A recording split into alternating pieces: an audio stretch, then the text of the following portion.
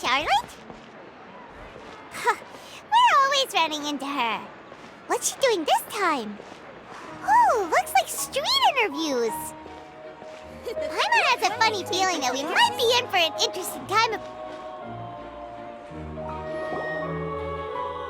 I see. So you believe that this warning letter was sent by the Phantom Weasel? Absolutely. I've said it before and I'll say it again. The Phantom Weasel never acts as you expect. He must have faked his own death 10 years ago using a body double. Now that he's back, I'm sure the guards who worked on his case back in the day are in for a headache, but however this turns out in the end, the one thing it won't be is boring. Couldn't agree more. As a journalist, I'm gonna get a lot of mileage out of this one. Thank you, sir, for your time. Now, whom should I interview next? Huh? Hey! What a coincidence! Fancy meeting you here! Perfect timing. So, the Phantom Weasel's latest warning letter. What are your thoughts?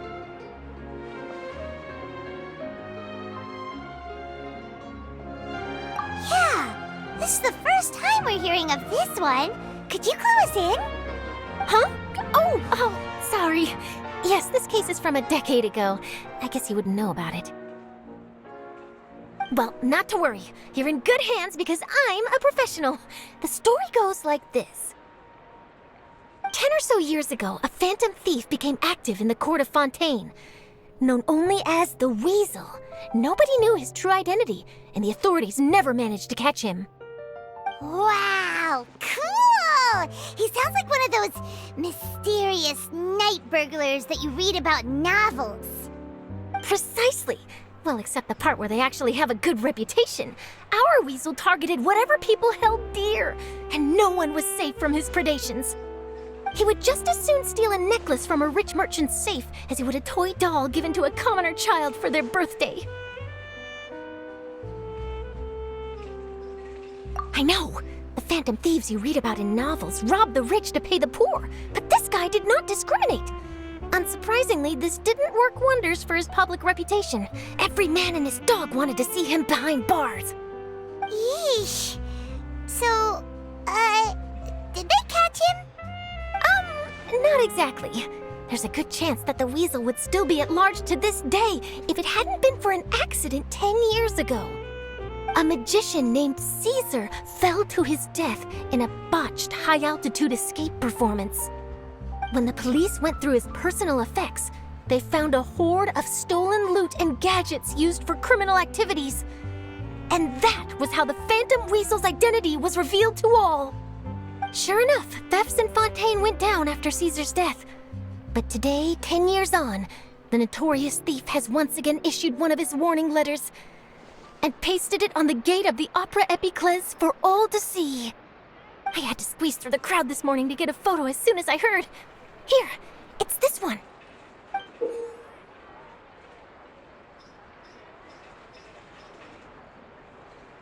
So, this is the warning letter, huh? Let's see what he wrote. 3 days from now, when evening falls, I shall take from you that which you hold most dear at the Opera House, just as you did to me 10 years ago. This is, without a doubt, a clear declaration of criminal intent. After years of laying low, the Phantom Weasel is back with a vengeance. What once seemed like an open and shut case has been blown wide open again. But why has he reemerged now? And what does he want? I sense an epic scoop, and I'm going for it. Uh-oh. If this thief will steal anything that other people value, does that mean even we might be targeted?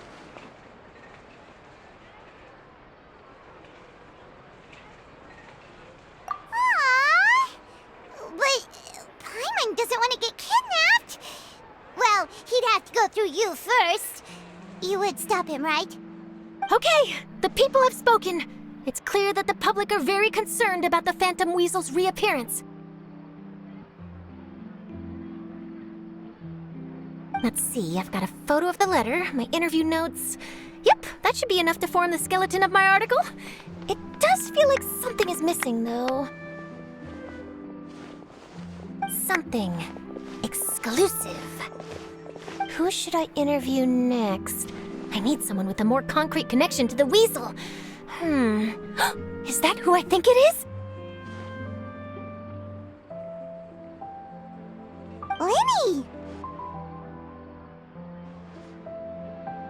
Magic, magician, Caesar! The Phantom Weasel! That's it! Let's go interview Lyney! You see, the original Phantom Thief Caesar was a magician too! And what do Phantom Thieves and magicians have in common? They both have an air of mystery about them. Perhaps there's a connection there. Are you serious? What sort of a deduction is that? Oh, relax! My journalistic instinct tells me that an exclusive news story is beckoning. Let's go! No time for delay!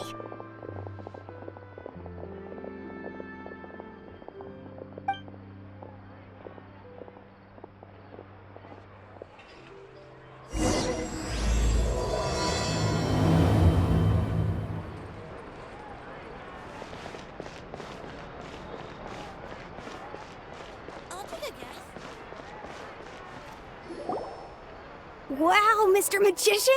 How did you know which card I picked? Oh, it's simple. Come closer and I'll let you in on my secret. Magicians have a special skill called telepathy, which means we can read other people's minds. Really? Then, what am I thinking now? Well, first you need to relax, because I can see that you're clenching your fist in your mind, as if to say, no, I mustn't let him guess it. Aww. And now you're getting a little flustered. You're trying to find a way to empty your mind, to think of nothing at all. But the more you try to hide a secret, the easier it'll come out. You snuck out from home today, didn't you? You told your family a little lie so you could come out and play. Now, that's not a good habit. You can tell? Oh boy, you really can read my mind. Of course. Oh, and that's the end of my performance. You should really be heading home. Remember to apologize to your family, all right? They must be worried about you. All right, got it. Bye, Mr. Magician.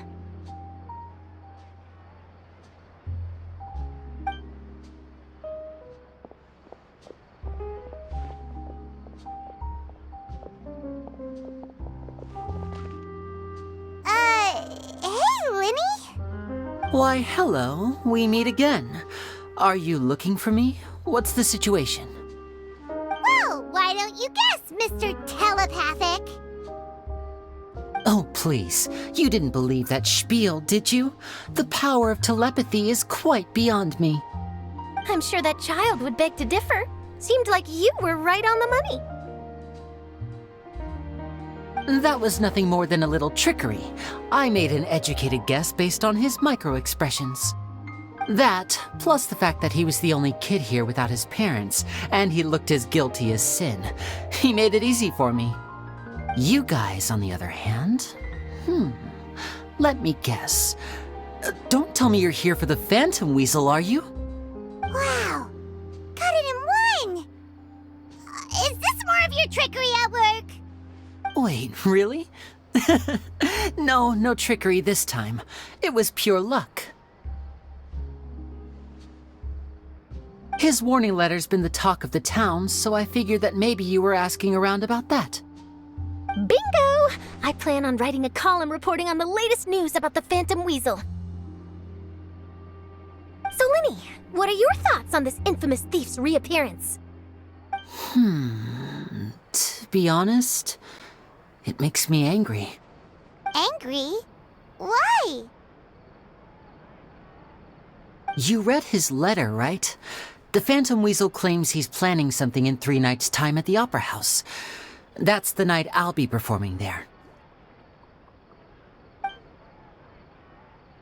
Huh. What are the chances? Wait a minute, you don't think he's after you, do you? Well, if he is, then his warning is clearly a direct challenge to me personally. And if he's not, then it's still going to be a huge headache for me. The mere mention of the weasel's name is enough to scare people off. So once the contents of that letter get out, barely anyone will be showing up to watch my show. But I've been preparing for this for a long time. I'm not about to let him ruin my big day. This leaves me with only one choice. I have to expose the Phantom Weasel's identity before the show begins. Really? So what you're saying is, we might get to see a live duel between a famous magician and an infamous thief? Wow, this has exclusive written all over it! To be honest, I'm not sure if I'll emerge the victor. The Phantom Weasel is a notorious crook, infamous for his inscrutable methods. You're being far too modest, Lyney. I think your magic tricks are even more inscrutable than those of a thief. Thanks for the compliment, though I have to say, I don't care much for the comparison. A lot of people liken magicians to thieves because we both have the ability to make things disappear without the person noticing. But there's an important difference that these people overlook.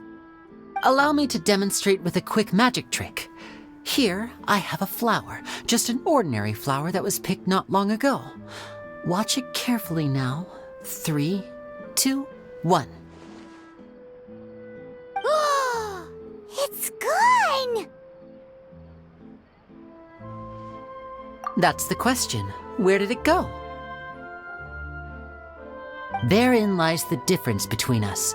Thieves make precious things disappear, but only magicians make them reappear.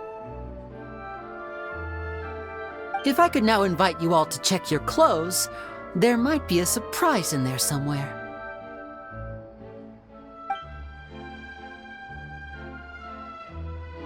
A surprise? Let me see!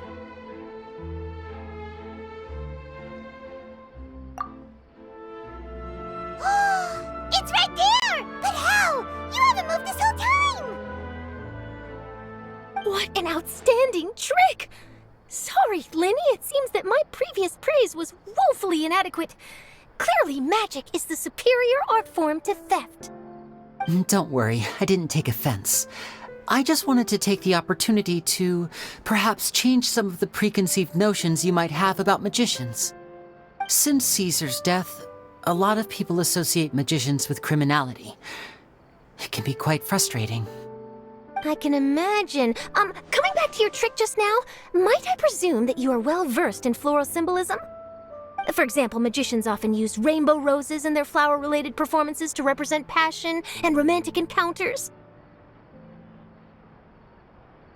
But you used a Lumidu spell, which, if I'm not mistaken, allude to separations. I'm curious to know if there was any deeper meaning behind this choice? Impressive knowledge. It's no wonder you're such a successful journalist. But I'm afraid I don't know the first thing about floral symbolism. I'm just in the habit of using Lumidu spells in my magic. It sounds like something I should look into, though. I'll buy myself a copy of Fontaine's Floral Language Facts when I have some time. But it'll have to wait until this Phantom Weasel business is behind us. Well noted. In that case, this brings us to the end of our interview. I, for one, am looking forward to the final showdown between you and the thief. Please feel free to get in touch to update me on any further developments. Otherwise, I will of course see you at your show in 3 days' time, but let's hope the Phantom Weasel is caught by then. If there's nothing else, I'll be off. You've given me lots to work with here, and I've got no time to lose if I want to write that exclusive piece. I'll see you all later.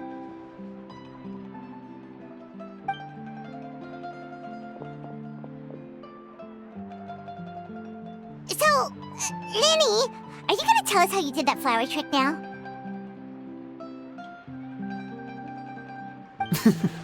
I'm afraid that's my little secret. Aww.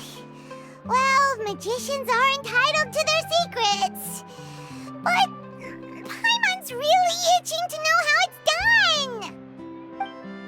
You feel it too, right? So itchy!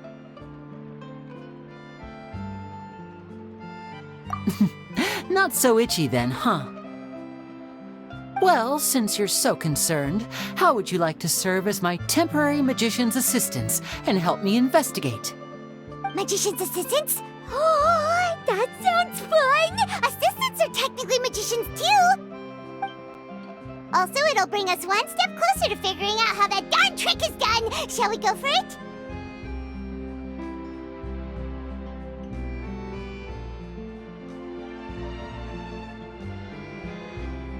The first thing we need to look into is who Caesar really was. If he truly was the Phantom Weasel, that means that the Weasel is dead, and whoever wrote this warning letter is just a copycat criminal. But if he wasn't the Weasel? Well, that'll make things more interesting.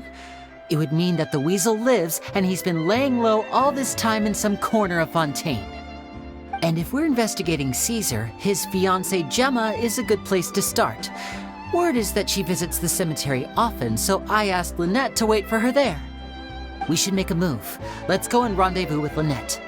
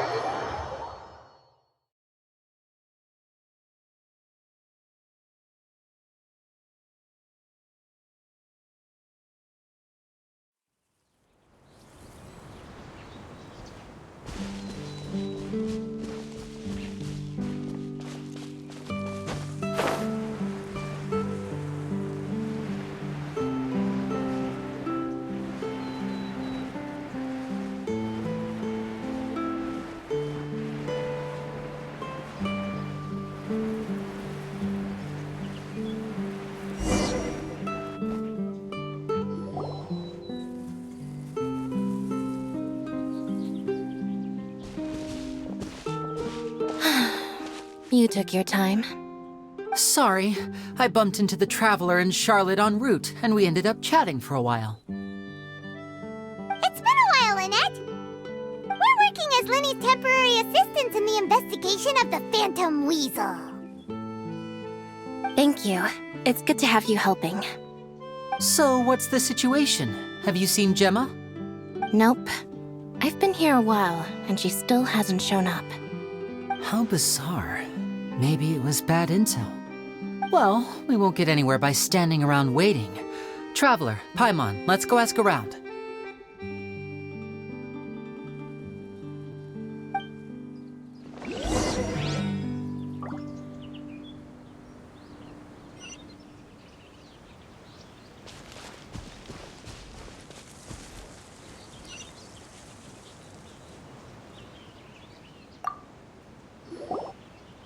Excuse me, good sir. Do you by any chance know a Gemma? Gemma? You mean Caesar's fiancée? Sure I do. What's this about? I'm just trying to get a hold of her because I need her help with something. I heard she comes here a lot. Yeah, she does. Poor thing. It's no secret why either. She's heartsick. Ever since Caesar passed away, she's been coming here once every week to clean his grave. Often, she just sits there in front of his headstone, lost in thought. Sometimes she talks to herself. I asked her what she was doing once. She said she wanted to speak to him again. She knows he's gone and can't hear her from the grave, but she just likes to spend time there, telling her fiancé all about how her life is going. And she's been doing this ever since Caesar passed away? Oh, so 10 years. Wow, their love must have been really strong. I'll bet. Caesar's reputation fell apart after his identity was revealed, so no one else visits his grave. Gemma's the only one who still thinks about him after all these years. I don't know if the mind lives on in the waters after death, but if it does, I'm sure Caesar must be grateful to have someone who remembers him fondly. If I'm honest, I think this is all so unfair to poor Gemma. Her fiancé was a low-life crook. He doesn't deserve someone like her. Anyway, all of that said, she's running later than usual today. Normally, she'd be sitting in front of his grave by now. I wonder if she's okay. Well, that's everything I know, I'm afraid. You might have more luck asking some other people. All right, well, thanks for sharing all of this with us. We'll keep asking around. You're welcome. I just hope she'll be able to move on one day.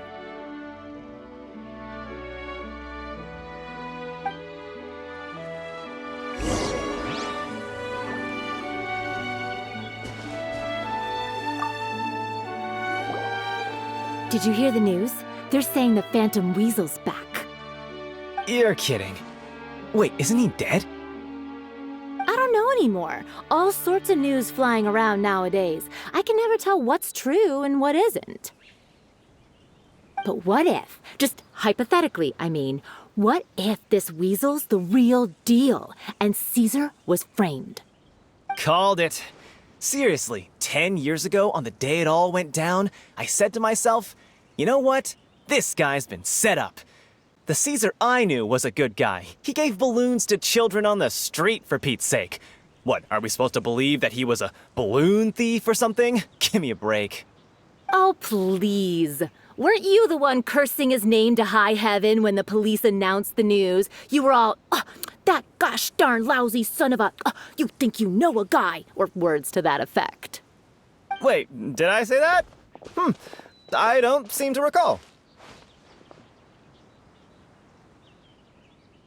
Hello there. Sorry for disturbing you, but I couldn't help but notice you were discussing the Phantom Weasel. We're actually quite interested in this topic as well, but we're struggling to get to the bottom of it. Do you think you could spare a moment to tell us a little bit about Caesar? You've come to the right people. Yep, I was there. Back when Caesar used to perform magic tricks on the street. He was a great magician. The best trick I ever saw him do was pop a transparent balloon, only for a whole bunch of doves to fly out from the inside. I was right up close and didn't blink or look away once. But for the life of me, I still don't have the faintest clue how he pulled it off. Really incredible stuff. I saw him perform too. He always used to bring some gifts along for the kids who came to watch his show, and he'd hand them out after he was done. Sometimes, he even got the kids to write their wishes down, and then he'd make the items on the wish list appear in his next show. Huh. He doesn't sound like such a bad guy. But after he died, there were also rumors that he used the wish list to find out what was precious to people, with the intent to steal it later. As I'm sure you know, the Phantom Weasel would steal just about anything from anyone. Whatever the case, now that the Weasel is back, Caesar's become a hot topic once more. I bet Gemma must be pleased. If Caesar's name gets cleared, maybe it'll finally give her some solace after all this time. No, speak of the devil. That's her over there. If you've got any more questions about Caesar, she's definitely the one to ask.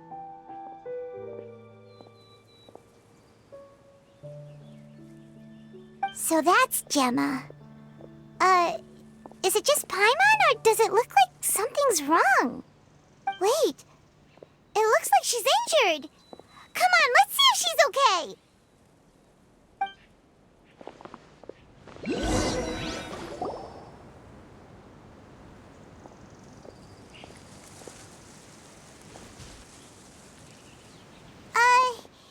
Hi there.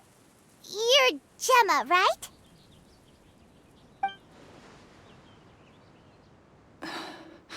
Who's asking? Don't be afraid, we mean no harm. It looks like you're injured. How bad is it? Thanks for your concern, but you didn't answer my question. Who are you, and what do you want with me?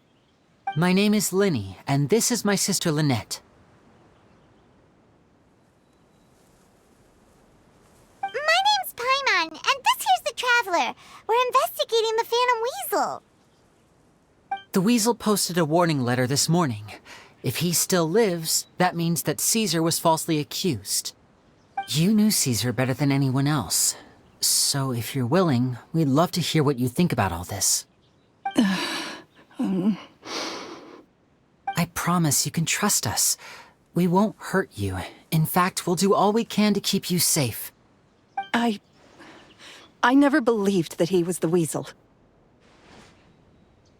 Huh. I suspected as much. Okay, so going back 10 years, do you remember anything strange in the weeks leading up to the accident? Did Caesar have a falling out with anyone, for instance? No, not that I know of. Got it. All right, sorry for disturbing you. If you don't have any more questions, please leave. I want to be alone with him.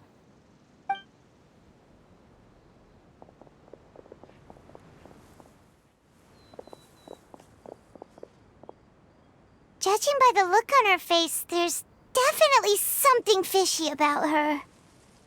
She's lying. She definitely knows something. That's fair. We're just a bunch of strangers who showed up and started questioning her about things that happened a whole decade ago. It makes sense that she'd be wary around us. In any case, I doubt we'll get any further here, so let's call it a day. Meet me outside Hotel de Boer tomorrow, and then we'll start the next step of our plan.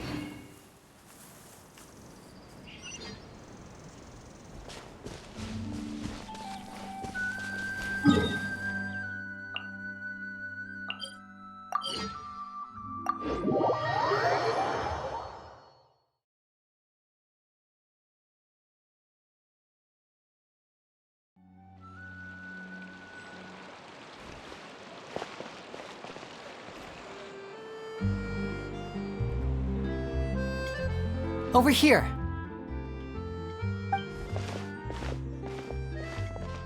Lynette's not joining us today? I've had her follow Gemma and see if we can make any inroads with her. They should be at a cafe right now. Still, I don't think that Gemma's likely to open up to us. So, we need a contingency plan. Today, we'll be looking into a guy named Lorenzo, Caesar's former pupil and assistant. When Caesar passed away, all the stolen goods discovered in his home were confiscated and returned to their rightful owners. But Lorenzo was the only one privy to all his magic secrets, and he inherited his craft. Before long, Lorenzo was the next big magician in town, his fame surpassing even that of his master, and it made him very wealthy. He's since left the magic scene, though, and these days, he's a wealthy businessman with his fingers in a lot of different pies. I had to pull a lot of strings, but I managed to get him to agree to a couple of drinks with me. Be warned, though, I hear he's got a hair-triggered temper. We'd best be careful.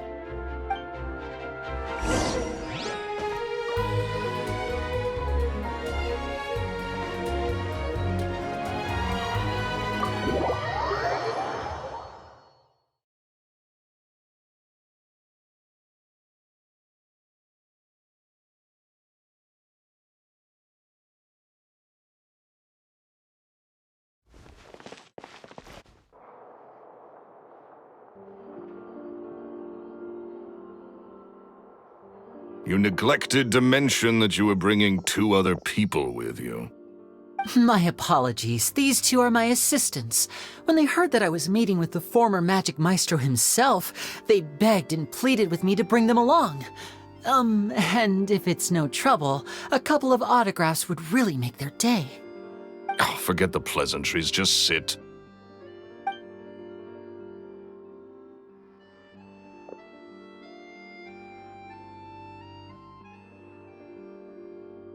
Get a load of this guy. Forget the pleasantries, he says, but he looks pretty happy about Lyney stroking his ego. I only agreed to meet since we're both magicians. Do me a favor and cut to the chase. I have more important things to do than drinking. Much obliged, sir. As it happens, the matter I want to address is also related to magic. Yesterday morning, a warning letter from the Phantom Weasel appeared on the entrance to the Opera House. He claims to be planning something for the same evening that I'm scheduled to do a magic show there. As such, I believe that I may well be his target. I have to get to the bottom of this to ensure that my show can go ahead as planned. Naturally, any investigation into the Weasel starts with a few questions about Caesar, who... What is there to investigate? Caesar was the Weasel and he's been dead for 10 years. So what if some sick creep thought it'd be funny to write a warning letter? It changes nothing. Are you trying to tell me you actually bought it? Please, sir, no need to get so worked up. I do concede that a copycat is but one possibility. Possibility? It's a fact, Lyney. Look, my patience is limited, so listen carefully while I'm still willing to put up with you. The Weasel is dead. Period. Everyone knows that, so do yourself a favor and quit this investigation. It'll lead you nowhere. Look, if this affects your magic show in any way, I will personally compensate you for any losses. Oh, sir, I'm honored, really. But this isn't about finances for me. My pride as a magician is what's at stake here, Lorenzo. Copycat or not, this person has thrown me the gauntlet, and I must meet their challenge head-on. Your pride? Don't mince words with me, boy. Just tell me, what exactly are you seeking to do? I want to find out the Phantom Weasel's true identity. I have to know for myself what really happened 10 years ago. What would that accomplish? And what do the events of 10 years ago have to do with you, anyway? Look, you of all people should know that a magician never reveals their secrets. And in any case, dead men don't talk. So if you really care about your magician's pride, then you'll forget about Caesar and move on. Uh-oh. This is getting awkward. Lorenzo? Is that? Oh, it is you! I know that big, booming voice anywhere. What's up, my man? Want to grab a drink with me? Another day, I'm busy. Oh, come on. You can't be all business all the time. You know what they say? Live fast, die young. You gotta learn how to kick back and relax once in a while. If I wanted your life advice, I'd ask for it. Now get out of my face and go be drunk somewhere else. Sorry, my good sir. I don't believe I've had the pleasure. Oh, hey! Edmondo. He and I are business pals. We worked together a bunch of times. This is your first time meeting him? Oh, he's always like this. Foul-mouthed and hard-nosed. Never heard a kind word out of this guy the whole time I've known him.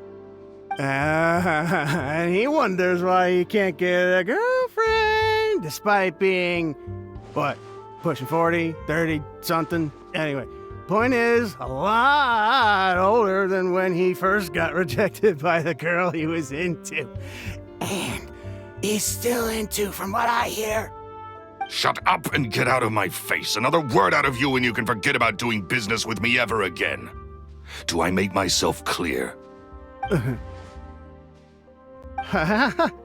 Sorry, I may have had a little too much to drink. All right, I'm gonna leave. Don't work too hard.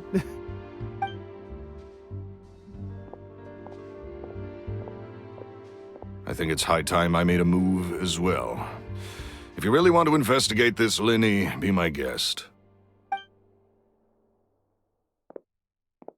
But if nothing good comes of it, don't say I didn't warn you.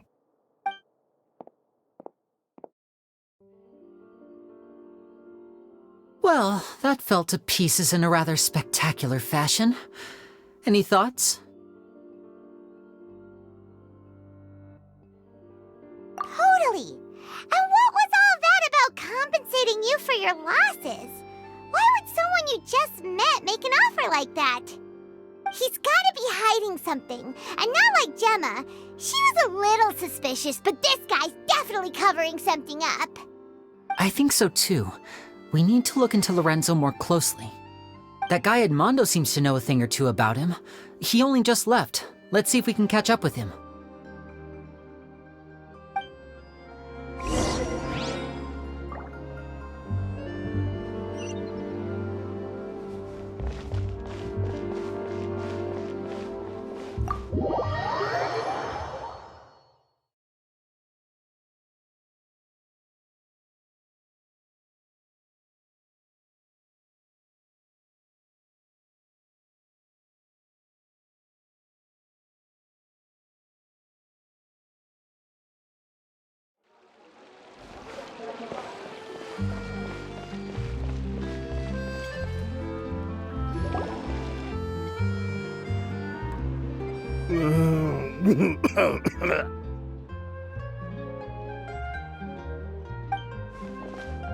You okay there?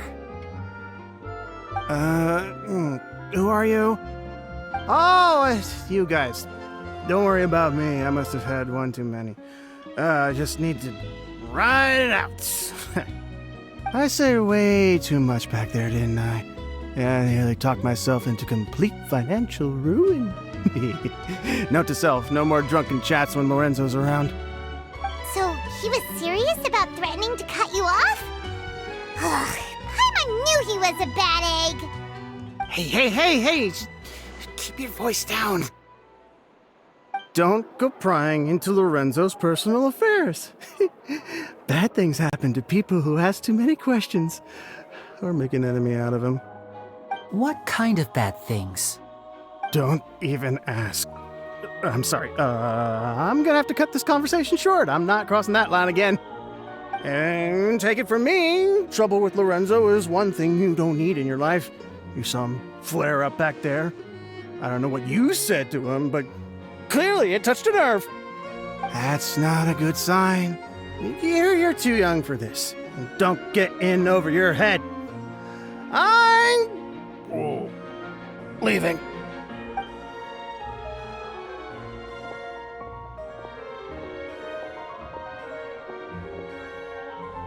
And there he goes. What do we do now, Lyney? Shh! I think we're being watched. Someone was listening in to our whole conversation. Don't say anything and don't look back. Any altercation in the city will attract the guards. We'd better take this elsewhere.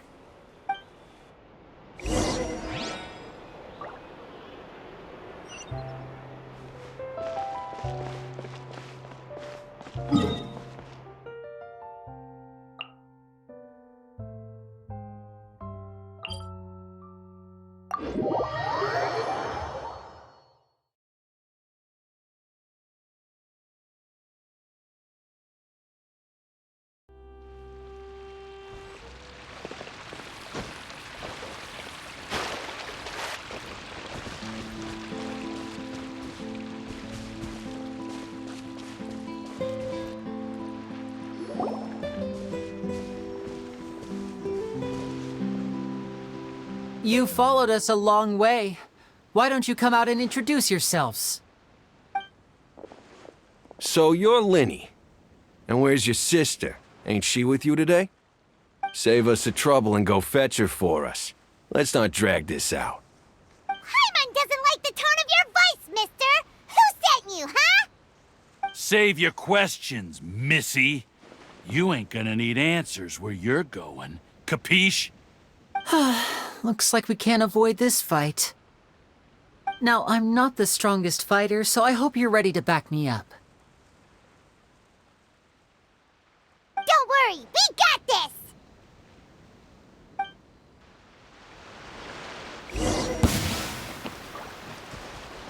Now disappear!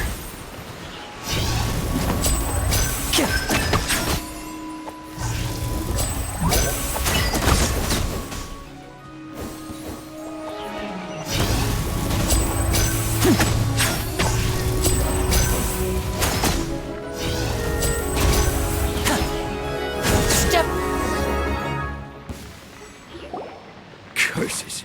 They're tougher than we thought. Vision wielders are always trouble. Intimidation ain't gonna work like it did on the lady. Come on, let's scram! Hurry, wise guys! We ain't through with you yet! Oh, they got away! Did you catch what they said just before they left? Something about intimidating someone else. Sounds like they just wanted to rough us up as a scare tactic, and they've already done it to someone else, but who? You're right. She was injured when we saw her yesterday, and she acted like she had something to hide. Maybe she was too scared to tell us the truth because those guys had threatened her.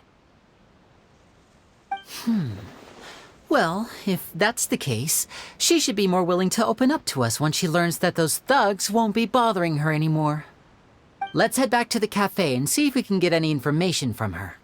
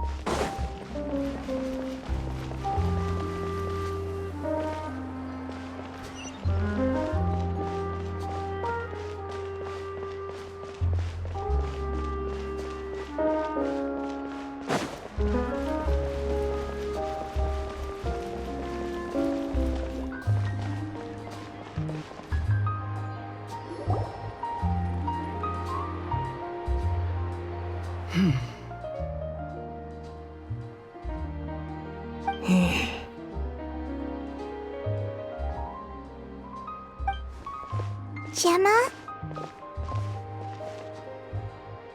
You again. What is it this time? We just ran into the men who've been threatening you, and we gave them a taste of their own medicine. So, you can relax now. We're here to protect you. What? Why? I didn't tell you anything. Why would they come after you? Sounds like they're no strangers to you. That's putting it mildly. I know them all too well, and I hate them with every fiber of my being. It's been 10 long years, and still every time I try to look into Caesar's death, they show up and warn me not to do anything stupid. How do I know I can trust you? Do you really think you can get to the bottom of it all? And why are you doing this? I'm afraid I can't reveal all the details just yet, but I can promise you this. I will expose the Phantom Weasel's true identity. Because you see, this is a personal matter of the utmost importance. I give you my word. Trust me. Okay. How can I help you? I've heard that Caesar used to have a magic workshop where he kept a lot of his personal effects. If possible, I'd like to take a look at them. Do you know where it is?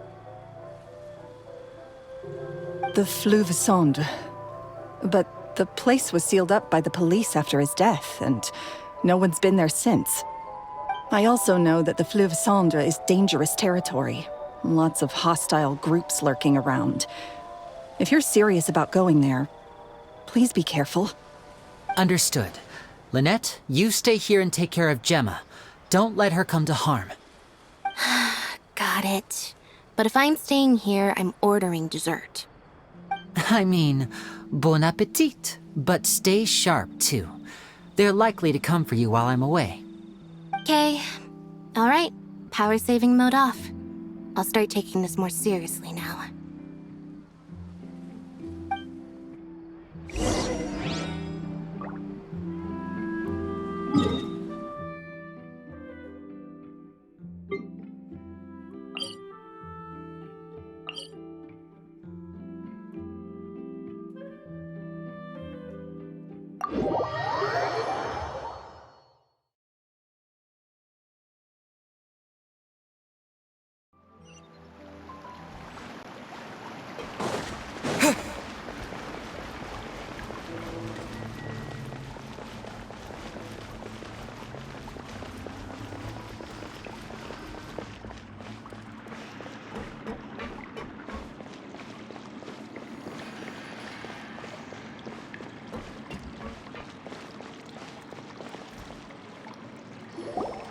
If Gemma gave us the right location, then the workshop should be right nearby. Looks like these boxes are blocking the entrance. Let's shift them away first. There we go. It should be just down here.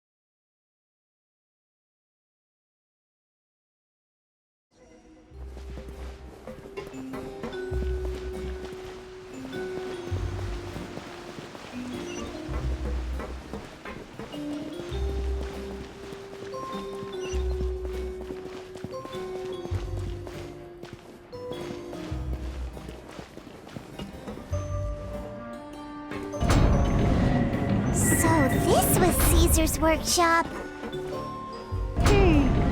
Nothing suspicious here, just normal magic props. Let's head in further.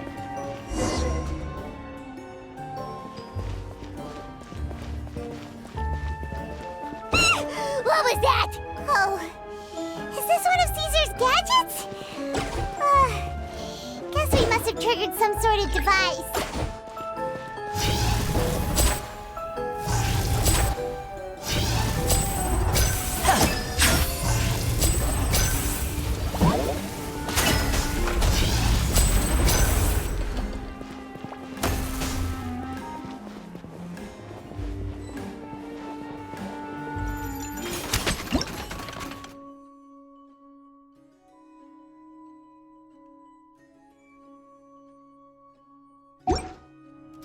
And voila!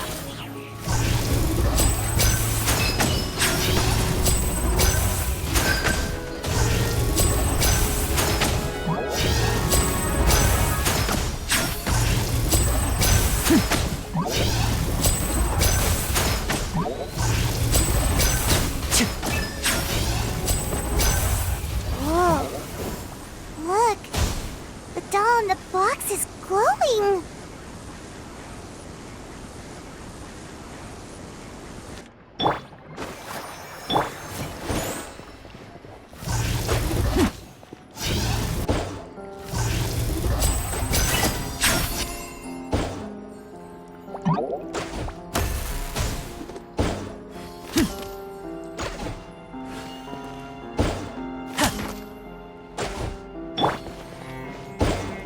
There's something written on the card on this doll.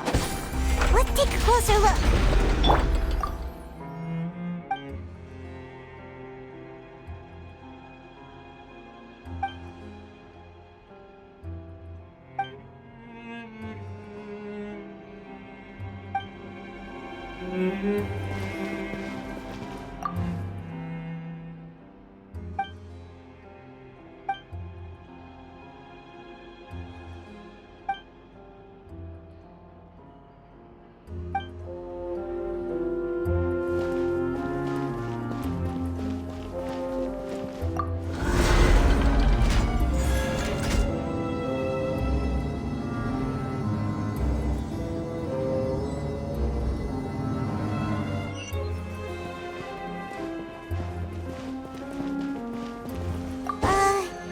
These magic boxes are moving.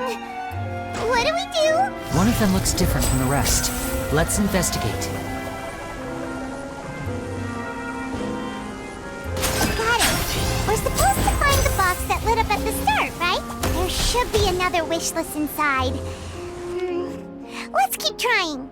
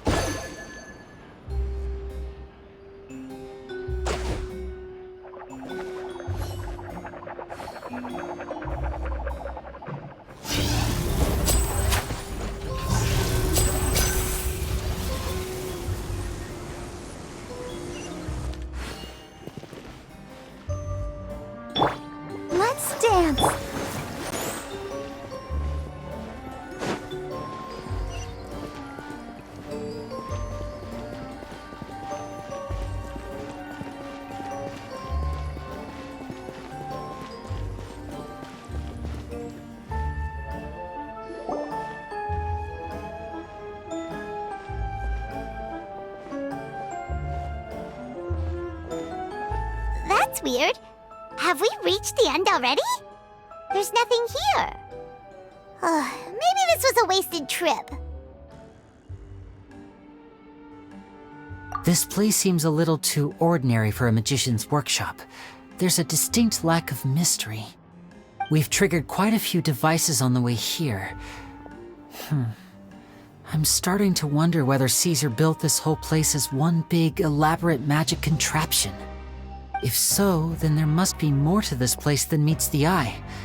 Maybe a hidden room somewhere. Aha! If I just move this book, then hopefully...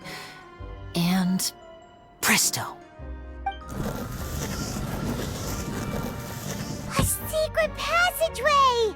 How did you know? I'm a magician too, and apparently great minds really do think alike. Looks pretty big inside. Let's head in and take a look around.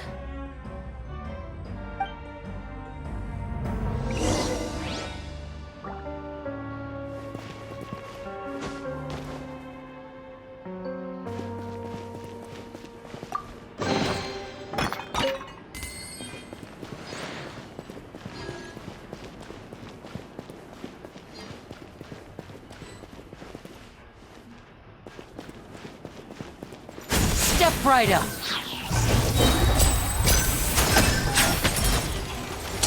A round of applause.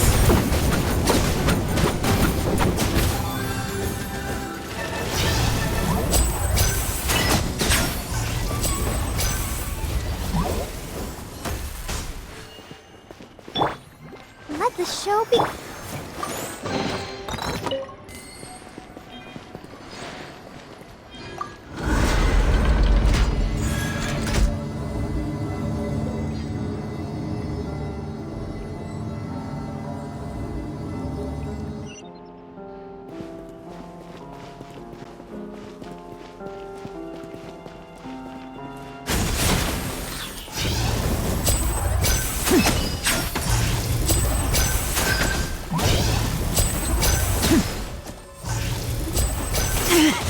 Stay calm, stay calm.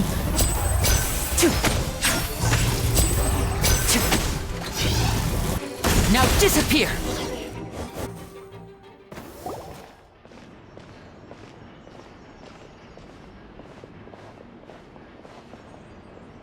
Why have you stopped, Lyney? Is there some device in that box? Huh. It just looks familiar somehow. Let me check this out for a second while you guys go on ahead. If anyone makes a major discovery, let's rendezvous here. All right, see you in a bit.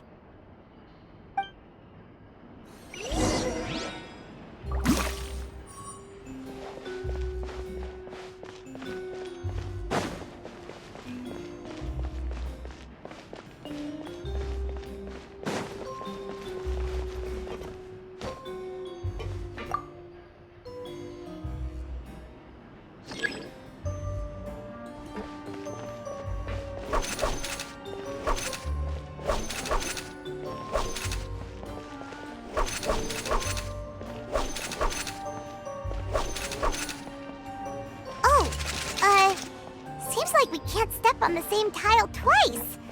Guess we've got to finish it in one run, huh?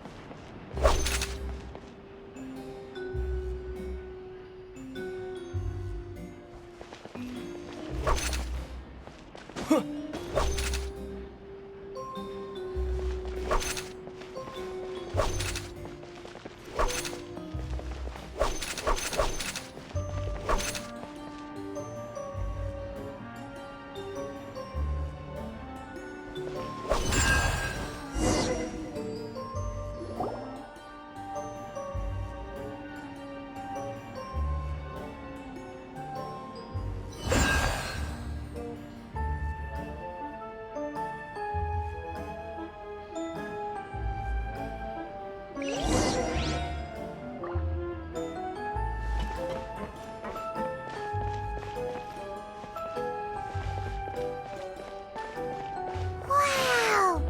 There's a hidden room here! Let's see! Oh, this bookcase is full of Caesar's own notes. He wrote a lot about the principles of magic. Whew. Much too advanced for Paimon. Hey, look! Is that Caesar's diary on the table? This book's thick as a brick! Let's take a peek inside it, shall we?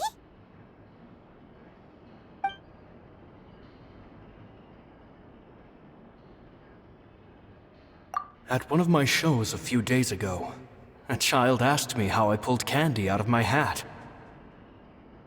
As a joke, I told the kid that the hat has a built-in wish-granting machine. Next thing I know, today a whole bunch of kids were pestering me to pull all sorts of things out of the hat. So I told them another white lie. The machine needs time to power up, but in the meantime, you can write your wishes down. Well, they took me up on that offer, enthusiastically. As I write this, I've only just got back from running around all over town, buying the things they wanted. Boy, are my legs sore. I wound up saving very little this month, but that's not a major issue. I now have a bigger problem. How am I going to hide all these things inside my hat?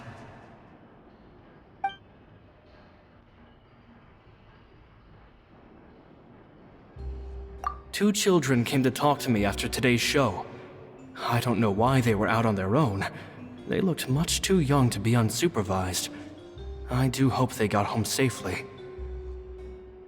Anyway, they said that they wanted me to teach them how to do magic. It's not uncommon for children to ask this, of course, but I've never seen any of them as serious about it as these two. I told them that learning magic is very hard work. But that didn't faze them at all. It's like they already knew. They seemed so committed. I couldn't turn them down.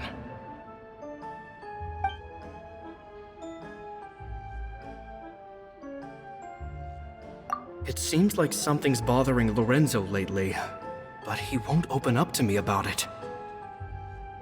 Surely he's not upset that I agreed to teach those two children. I'll have to talk him around. I have a good feeling about those kids. They're naturally talented, and it seems like they're not new to the world of magic. They have all sorts of fantastic ideas. All I'm really doing is helping them develop a more professional standard training plan. They wanted to call me Master, but I told them they absolutely mustn't. Any magician worth their salt could have taught them what I have. They're the geniuses here. Compared to them, I don't deserve to be called any sort of master. With time, I have no doubt that they could become far greater magicians than I. My only concern is why they're so mature for their age. I fear they've had to grow up too fast. I don't dare to imagine what they must have been through. Gemma thinks so too.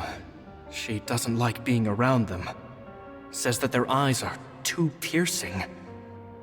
They don't bother me, but then again, I've never been the sharpest tool in the shed.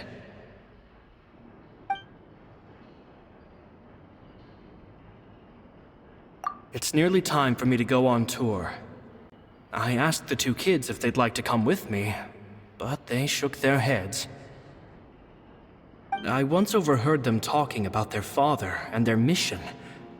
Sounds like their parents have other plans for them. I guess we'll be parting ways soon. It's only been 10 days since I first met them, but I think that I've gotten a feel for their personalities now. They're very tough, but also very cautious, and they trust no one but each other. This, I fear, is not a good habit to have. They hide things from me too. For example, when I asked them where they live and why they wanted to learn magic, they lied. That's the thing about children. Whenever they're trying to cover something up, it always shows somehow. I can sense that their lives have been hard, possibly even dangerous too. They're not like other children. It's a shame that I can't do more to help them. After thinking things over, I decided to tell them a bit about how I see the world. It's full of lies and falsehoods, and that is why we must find our own truth. P.S. I hope they won't find my nagging annoying. Children are so opinionated nowadays. Will it do them more harm than good for someone they've only known 10 days to lecture them like that? P.P.S. Maybe I'm overthinking this. Children aren't interested in grand philosophies. It probably just went in one ear and out the other. I bet they've already forgotten every word I said. Oh, Caesar, Caesar. Just mind your own business next time.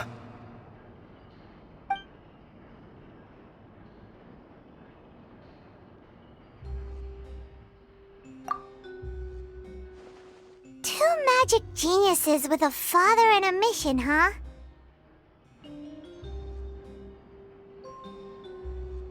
Sounds a lot like he was writing about Lyney and Lynette, don't you think? So did they meet Caesar when they were kids? Let's go ask Lyney!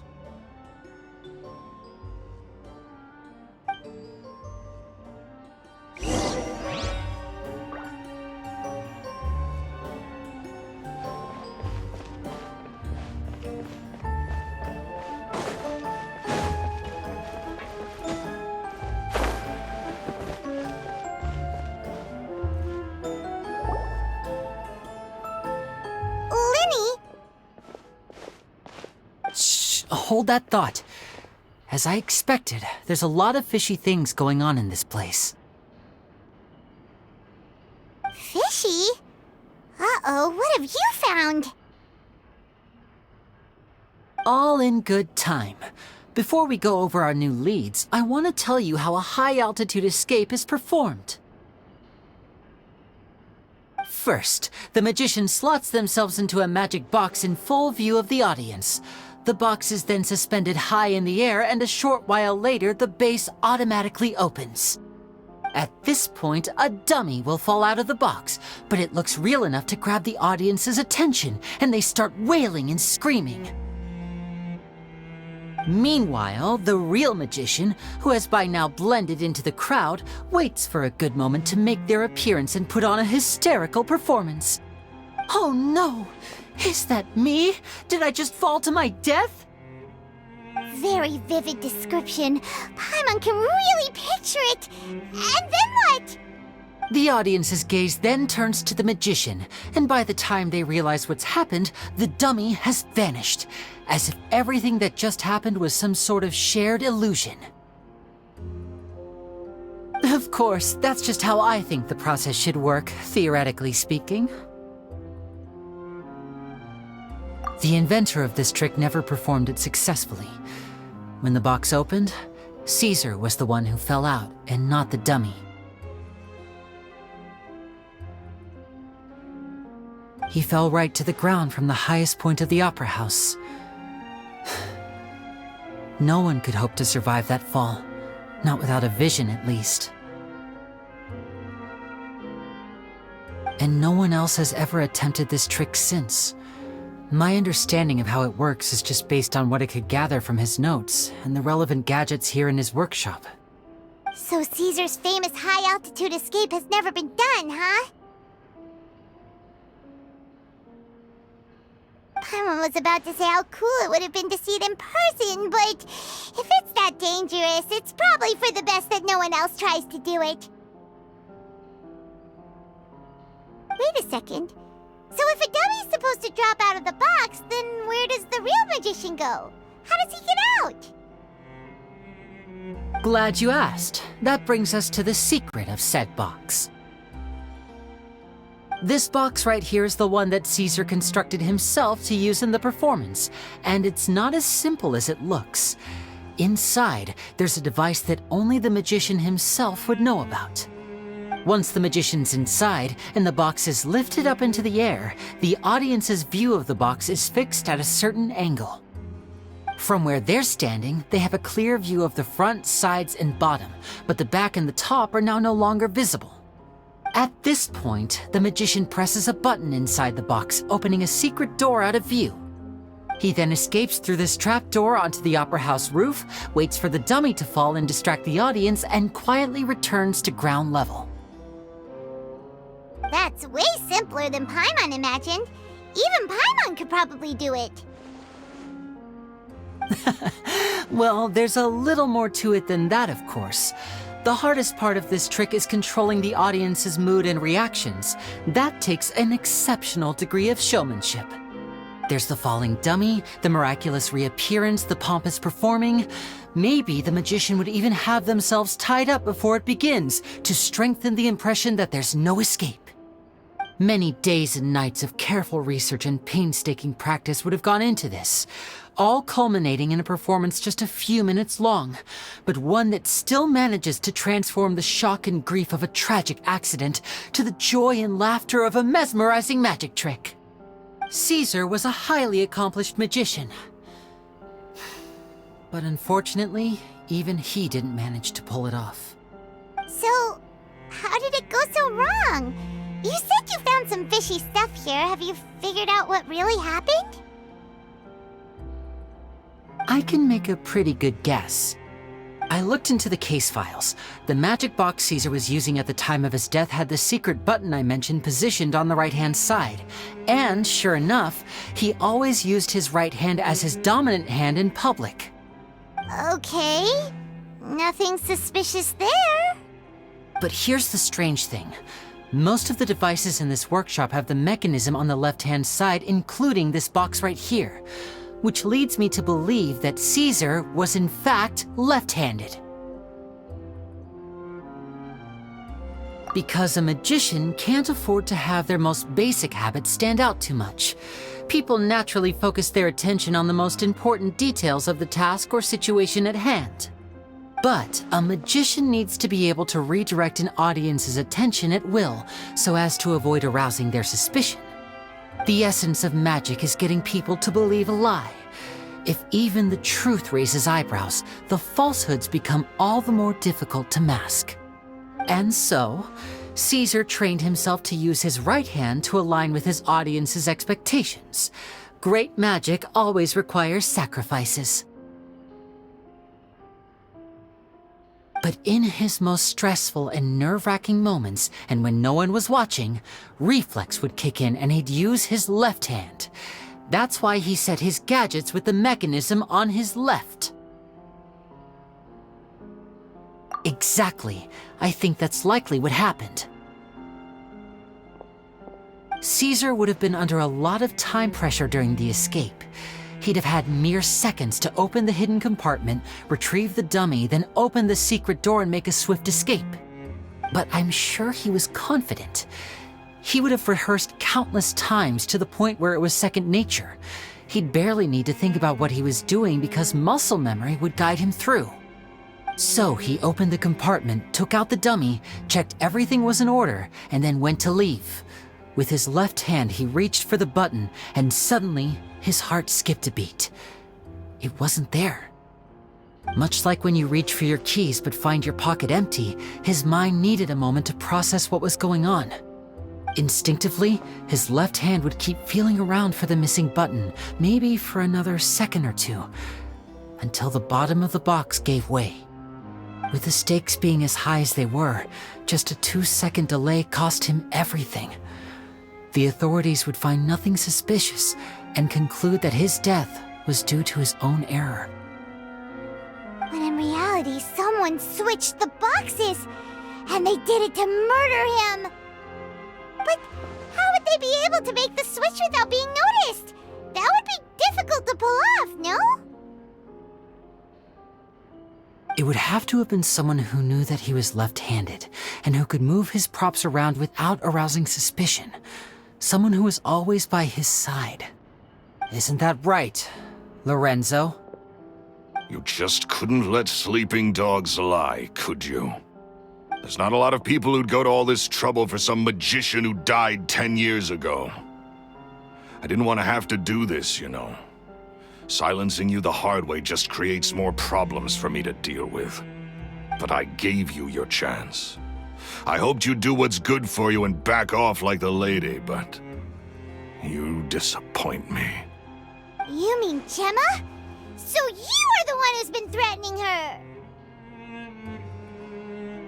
Yes, although however stubborn she might be, she was never much of a liability. But you people, you never even knew him, but for some reason you just wouldn't drop it. Which is why you can't leave this place alive. Take them out, and make it quick. Do your worst!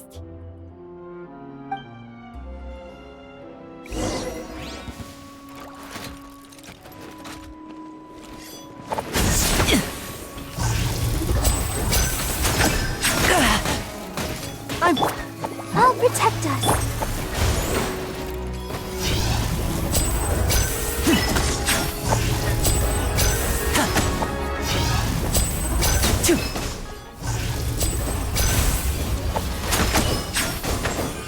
And voila!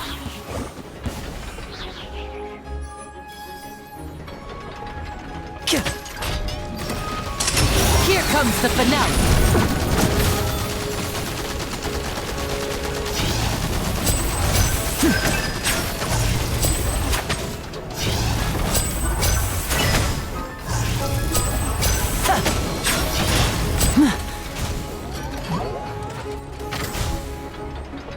Step right up.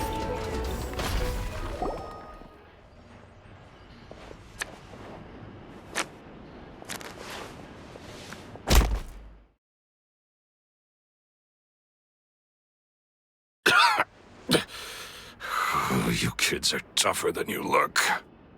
Had enough yet, Lorenzo? Your cronies can't help you now.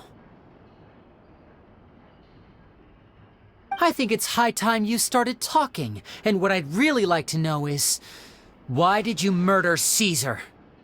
If I had a mora for every time you've said that man's name. Of course you idolized Caesar, everyone else did. But I was the real genius magician. Me!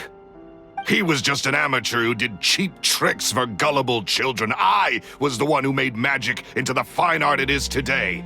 The aristocrats doffed their hats to me! So it was jealousy. Jealousy. Hatred, more like. I hated Caesar. All he cared about was his magic. He lived and breathed it.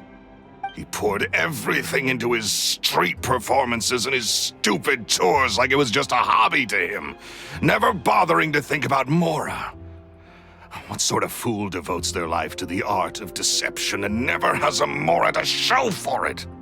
But the people loved him, didn't they? Oh, how they looked up to him. No one gave me a second look. All I ever heard was, "Oh, your master's amazing, isn't he?" Amazing. Yeah, so amazing that he was completely broke. Every other apprentice was living it up at their master's expense, but no, not me. I put in all the work, mastered all the skills, and it brought me nothing more than the life I already had. He forbade me from using magic to trick people out of their Mora. There was nothing he hated more than that. And with his reputation in Fontaine, it was too risky for me to go it alone. As long as he was alive, if I dabbled in my own brand of money-making magic, he would expose me and it would destroy me. I had to kill him. There was no other way. He had to go. And this was your only motive? It was reason enough. What other motive would I need? Well, I was under the impression that there might have been other factors at play. For instance, maybe you were in love with Gemma, but she was engaged to Caesar. In love with Gemma? Don't be ridiculous. Guess I was wrong about that then. Next question. Are you the Phantom Weasel? I am. Caesar was so strict with me. He insisted that his way was the right way, that the sole purpose of magic was to bring joy to the world. I never bought into any of that. I was more interested in the practical value of magic. Sure enough, it helped me fill my pockets with all kinds of valuable treasures. Oh, yeah! Charlotte told us that the weasel would steal whatever people valued, no matter how much it was worth. That's just how it looked from the outside. What would any thief want with second-rate loot? I've only ever targeted high-value items. I stole cheap things as a way of practicing my craft. It was other people's overactive imaginations that conjured up the preposterous image they then dubbed the Phantom Weasel. So that's the story, huh? Well, I hope you're ready to tell it all over again during your trial. What choice do I have? You're a pack of wolves, and you've got me between your jaws. You've seen what's here, and my last-ditch effort to stop it getting out has failed. What else can I do? So be it. I've enjoyed power and wealth for the last 10 years, the likes of which Caesar could never give me. I wouldn't choose for things to end this way, but I regret nothing. Very well. In that case, I'll contact the guards. Traveler, Paimon, keep an eye on Lorenzo for me. I'll meet you just outside the workshop when I'm back.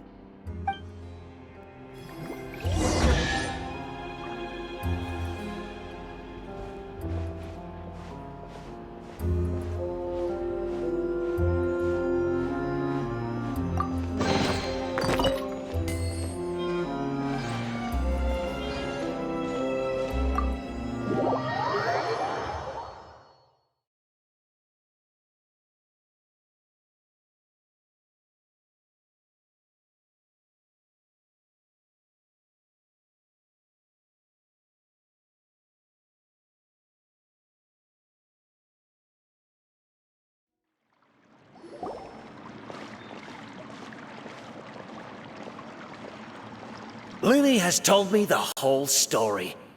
Lorenzo, do you confess to the murder of Caesar and to framing him for the Phantom Weasel's crimes?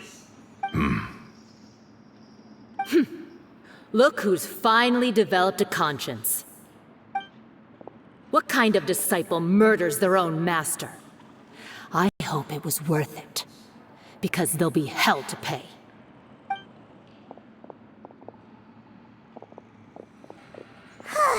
Looks like it's all over. What should we do next, Lyney? Should we start preparing for your show? Let me think. Let's rendezvous with Lynette and Gemma first. With Lorenzo in custody, Gemma will no longer have to fear for her safety. Good point! We should go tell Gemma the good news right away!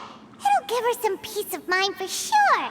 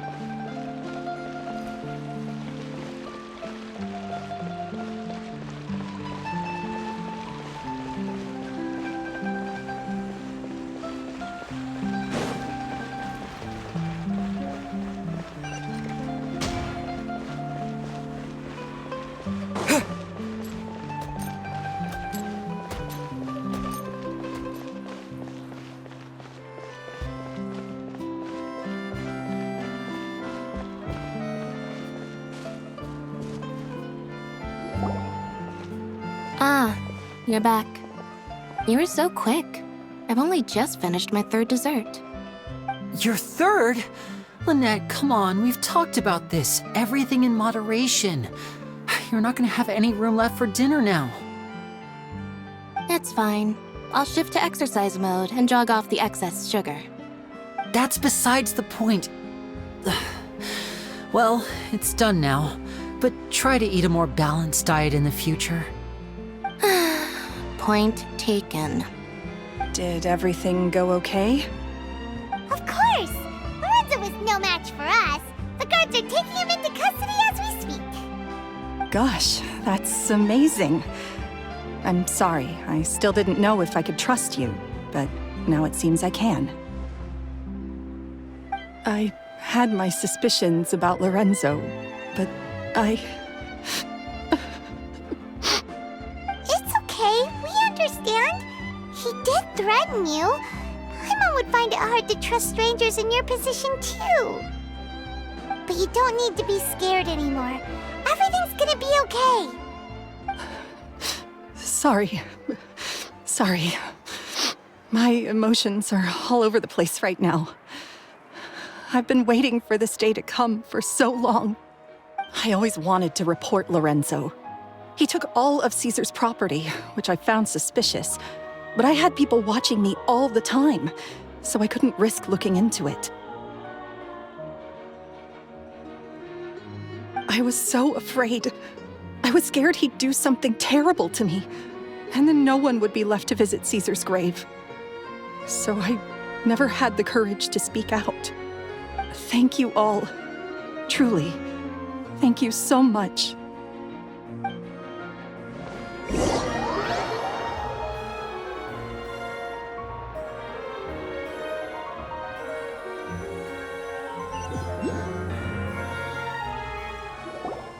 Thank you all for clearing Caesar's name.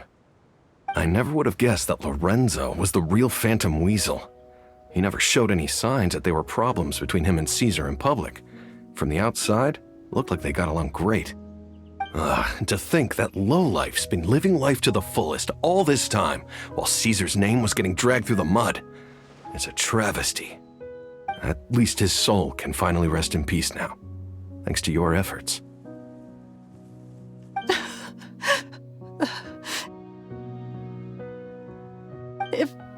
If only I'd realized before it was too late. Don't blame yourself, Gemma. This isn't your fault. Yeah, you still have the rest of your life to live. Caesar wouldn't want to see you spending it feeling guilty. Cheer up, Gemma. My brother's doing a magic show at the Opera House tomorrow evening. Would you like to come along? It might raise your spirits. This show will be a special one. We're holding it in Caesar's honor. In Caesar's honor? Really? Oh, thank you. I'll be there. Great. We'll see you tomorrow evening.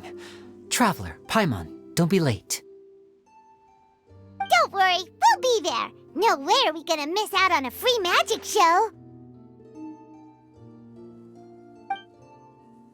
Wait, Paimon feels like we're forgetting something. Oh yeah, Caesar's diary! We never found out if the two kids Caesar taught magic to were Lyney and Lynette or not. Lyney changed the topic back in the workshop, so we didn't get a chance to bring it up.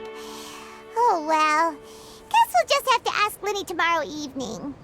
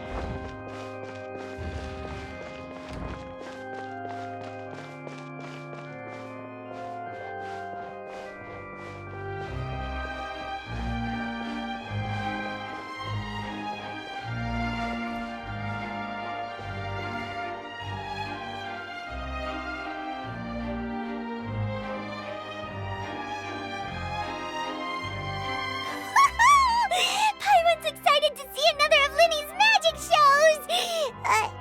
Wait. Lynette, shouldn't you be on stage by now? Not this time. My brother's going solo today. So, I'll be watching with you. Good evening, ladies and gentlemen. I hope everybody's ready because the show is about to begin. The great magician Lyney has prepared a spectacular show for us all tonight, concluding with an all-new grand finale that no audience has ever seen before. Wow! A new trick! Thank you all so much for coming. Now, prepare to join me on a journey through the mystical and miraculous.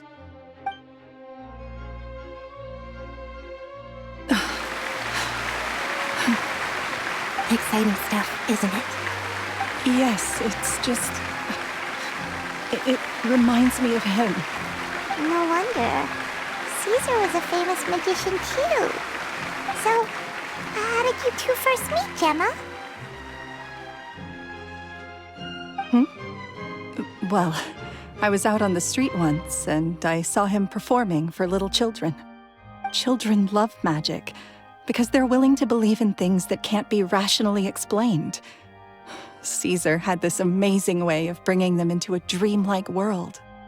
And somehow, I felt drawn to him too. So I went up and asked him to do a trick for me. Aw, that sounds so romantic. What trick did he do? It was with a flower.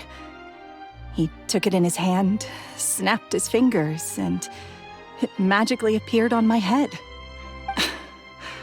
I was so happy that day. No one had ever given me a flower before that. That's so cute! Actually, now that you mention it, Lyney's done that one before. Is that right? Then I suppose he's a romantic at heart, just like Caesar. So let's treasure the time we have with him. After all, you never know when the people dearest to you might be gone. That's right. It's all over now.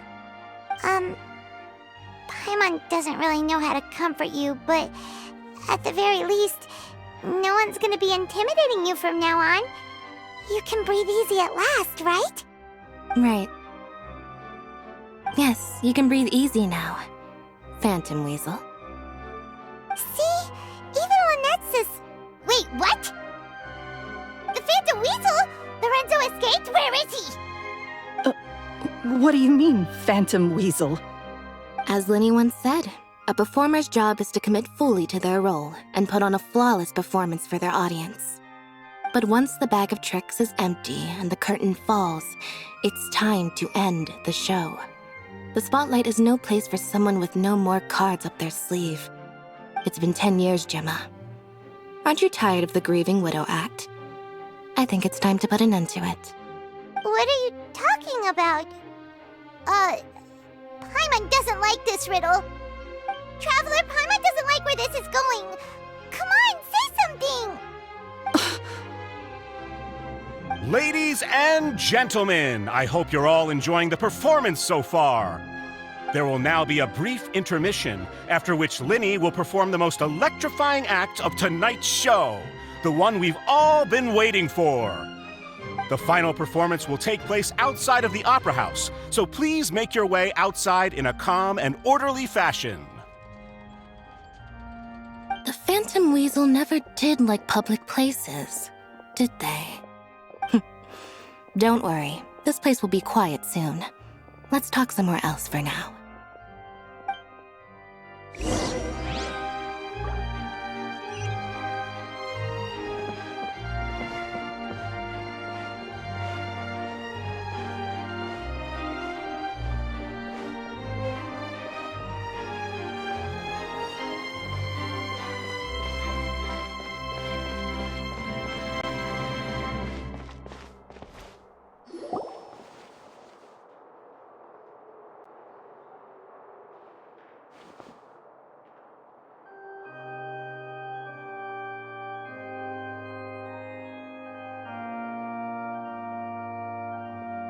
Dear me, this is awkward, isn't it? And unfortunately, I'm all out of gadgets, so I'm afraid I can't do any tricks to liven up the mood. This is a big mistake for a magician to make, but thankfully, I do have a backup plan. Now, who wants to hear a story? Lyney, don't we have more important things to address right now? Lynette accused Gemma of being the real Phantom Weasel a moment ago. Oh, what the heck's going on? All in good time. Magicians are good at guessing what people are thinking. I know the questions you want to ask. And as it happens, the story I'm about to tell might answer a few of them. Really? Well then, let's hear it! Paimon's dying of curiosity here! Let's go back to the very beginning. A decade ago, when the Phantom Weasel was terrorizing the court of Fontaine. She never missed a target, never left a trace, and no treasure was safe from her thieving hands. But as her infamy grew, so did the readiness of the police, and her opportunities to act became ever fewer. Every day, she ran the risk of being exposed for who she was. Of course, she could not simply take this lying down, and before long, she found her ticket to freedom. She would create a scapegoat, a false weasel to close the chapter on her behalf. After weighing her options, she set her sights on a renowned magician, Caesar. After all, magic and theft shared enough similarities for people to buy the story when the truth came out. So then what? Being the master deceiver she was, the weasel easily earned Caesar's trust. Now all that remained was to frame him for her countless crimes. But as she was considering how to make her move, she noticed Caesar's aggrieved pupil, and a new thought entered her mind. Maybe I don't need to get my hands dirty after all. At her encouragement, Lorenzo tampered with Caesar's magic box, causing him to fall to his death. Afterwards, Lorenzo seized his master's property, and the weasel set about tarnishing Caesar's reputation. Two co-conspirators committed the perfect crime.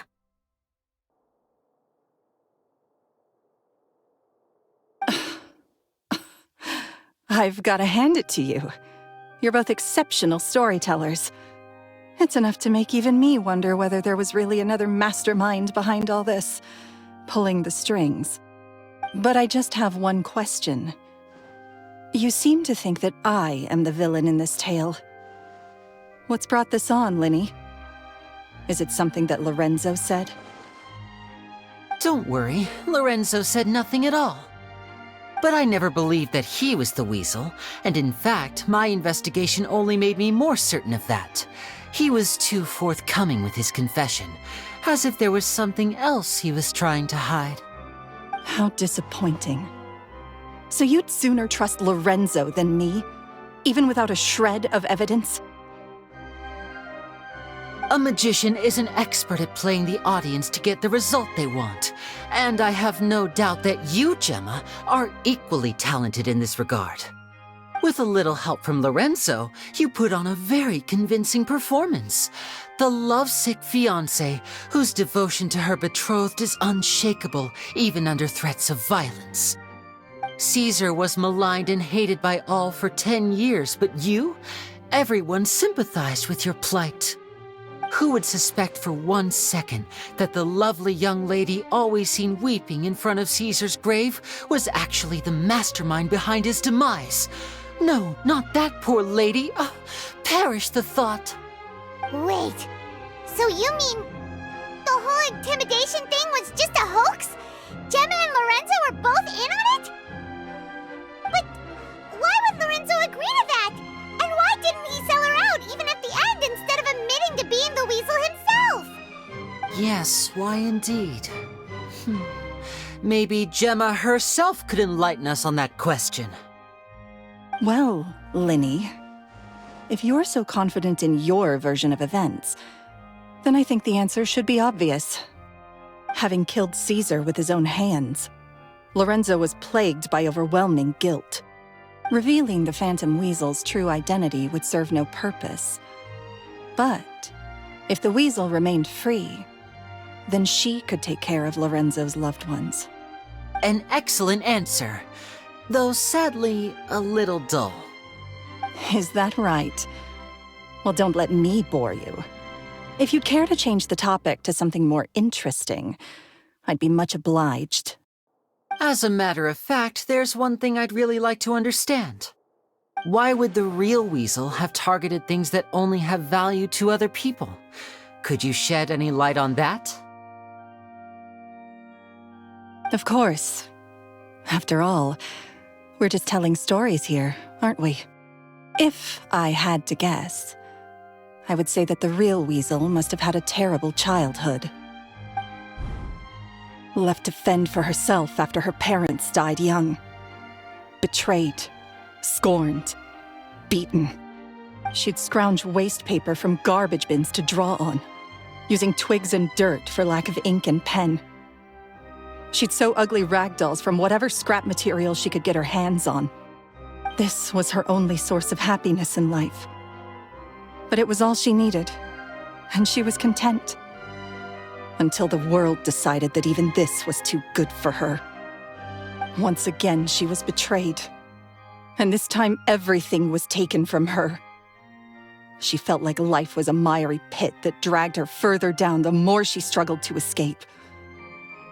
At that tender age, she should have been happy. Instead, she stood in the shadows and watched with envy as all good things in the world passed her by. This was a fate too cruel for anyone to bear. Her pain became a breeding ground for dark thoughts. Thoughts which festered and grew into a twisted solution to her troubles. I detest the happiness of others, in all its forms alike. I will rob them of everything they hold to be good and true, and it will fill the void in my soul. That's some pretty heavy stuff. Now it all makes sense. Does this story satisfy you, Lyney? Yes, it is quite to my tastes. Thank you for helping to clear up my confusion. Huh. That's right. What drove you to write that letter, Gemma? What were you trying to achieve there? Because without that, none of this would have ever come to light. She didn't write the letter. After 10 long years, I'd hoped that the Phantom Weasel would be consigned to the history books by now. But it seems like someone still wasn't ready to let her finally be at peace. Lyney. Or should I call you the Phantom Copycat now? You were the one who posted that letter outside the Opera House. But why?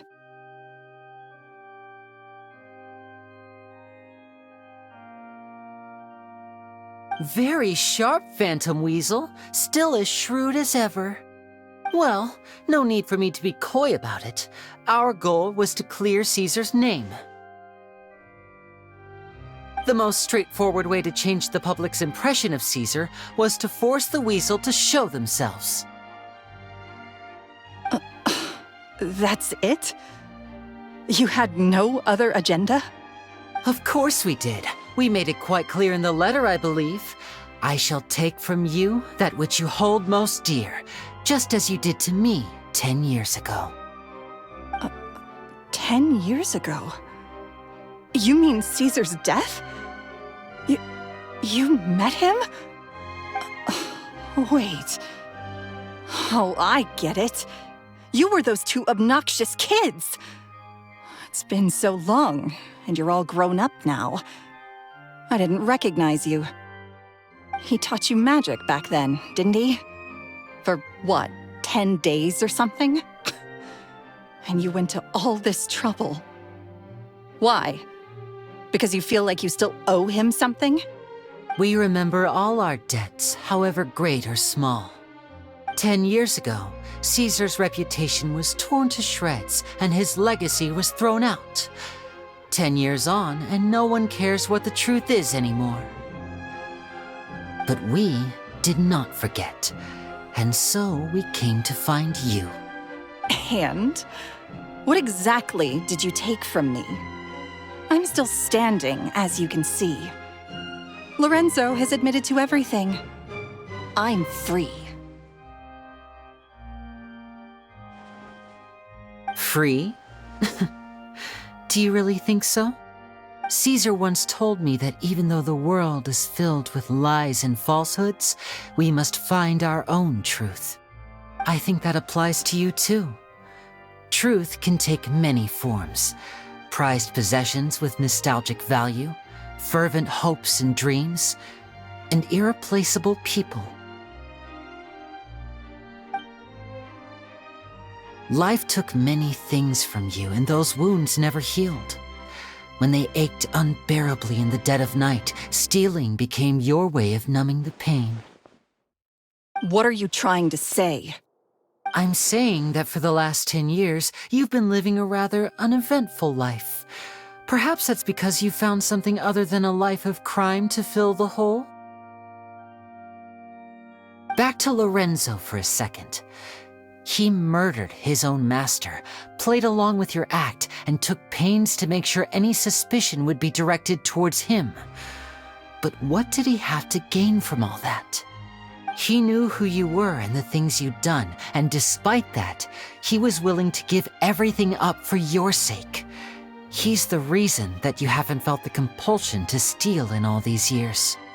You're more than just accomplices in murder. You're the only real friends each other has.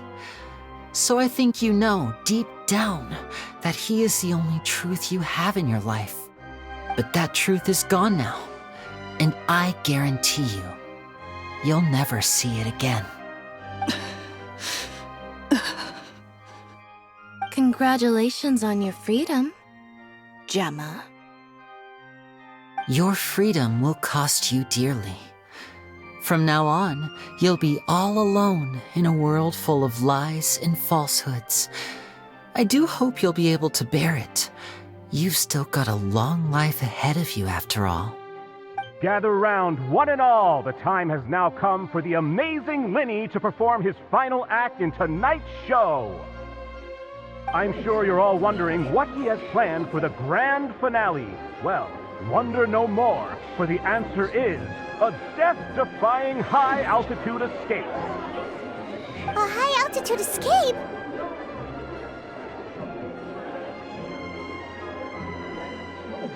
I'm sure you all remember the magician Caesar. This was the very trick that led to his fatal fall, after which he was dubbed the Phantom Weasel. But we have now learned that Caesar was wrongly accused, and that the real Weasel has now confessed to their crimes. Guess that's my cue to leave. Whew.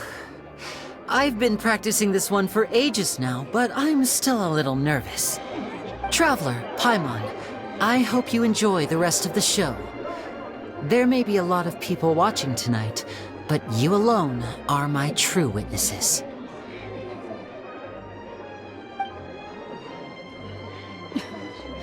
Lyney, wait. You two hid a lot from Caesar. He went to his grave without ever knowing your secrets. So what about now? Are you an open book?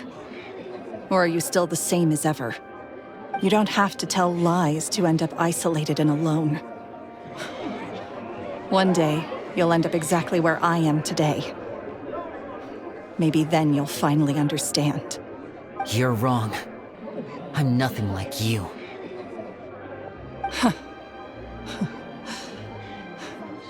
So, what are we, doing now?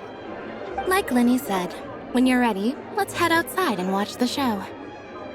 But what about Gemma? She'll figure out what's best for her soon enough.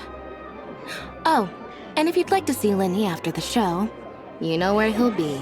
The usual haunt. All right. Well, let's go and watch Lyney's finale then.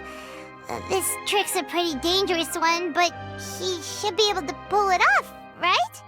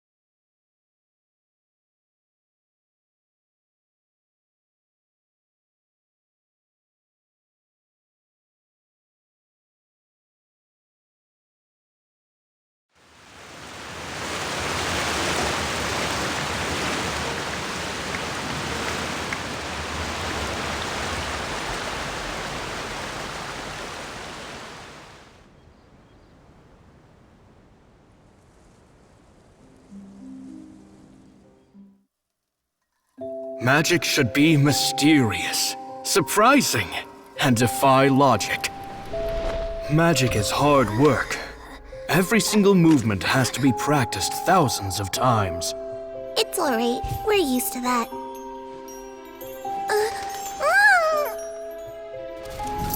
We're sorry. You've taught us so much, but we can't tell you the whole truth. It's okay. Do you still remember what I told you? This world is full of lies and falsehoods. I only hope that one day you can find your own truth. What about you? Have you found your truth? Magic is my truth. I want to perform a magic trick so great that people will always think of me when they talk about it. For a magician, what greater honor could there be? Look!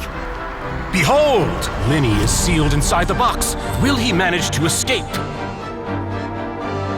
10 years ago, Caesar attempted this very trick, and it was at this precise moment that...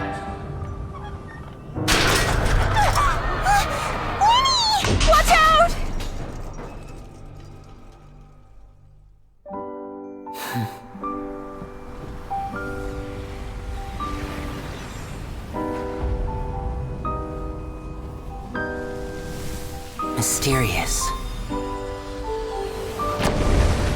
Surprising. And logic-defying. Isn't that right? This honor belongs to you, Caesar.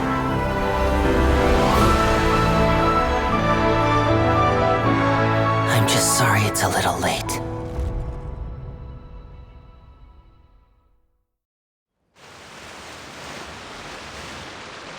Did you see that? 1 minute he was falling, and the next, he turned into flowers. How could he possibly have done that? How mysterious. I didn't blink once. He just vanished, right in front of my eyes. What a heart-stopping magic show! This was really worth the trip. Caesar's name has finally been cleared, and Fontaine's new star magician Lyney has fulfilled a wish on his behalf. Oh, I couldn't ask for a better grand finale. It will make a great headline for the Steambird tomorrow, even if I do say so myself. Whew. Looks like everyone really loved Lyney's grand finale. Paimon doesn't see Lyney anywhere. Where'd he go? Oh, Lynette said he'd be waiting for us at the usual haunt. But, where is that? Oh, you mean the one where Caesar's buried? Yeah, that's probably it. This whole magic show kinda seemed like Lyney's way of saying goodbye to Caesar. So it makes sense that that's where he'd be afterward. Alright, let's go look for him there.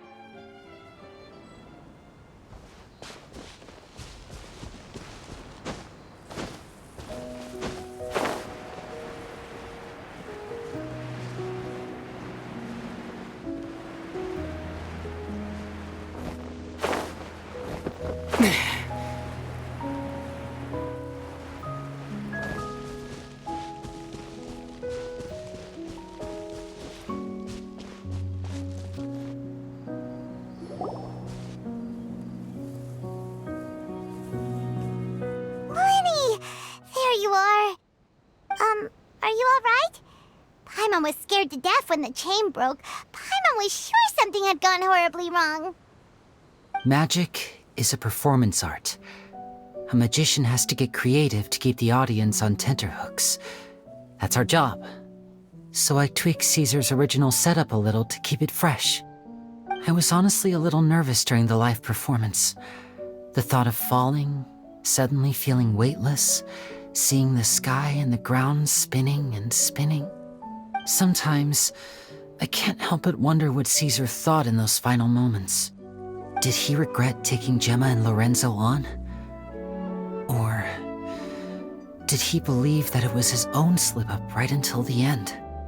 You know, Paimon's been wanting to ask you about something ever since we were in Caesar's workshop. You learned magic from Caesar once, didn't you? When was that? After I joined the House of the Hearth. To be honest, Lynette and I had an agenda when we approached him.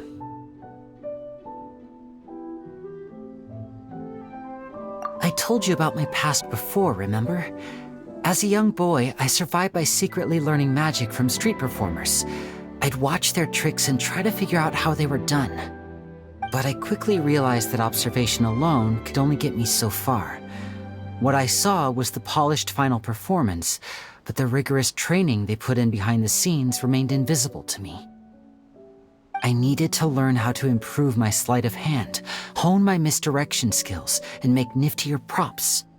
We were gifted enough that we'd made some progress by ourselves, but without proper guidance from a professional magician, we quickly plateaued. So that's why you sought Caesar out? Yes, we figured there was no harm in asking, but it took us by surprise that he was so willing to teach us. In all, we only spent 10 short days together, but he was very good to us. By contrast, we hid so many things from him. For instance, when he asked why I wanted to learn magic, I answered, "It's my passion." But in truth, there was already a lot more to the story by then.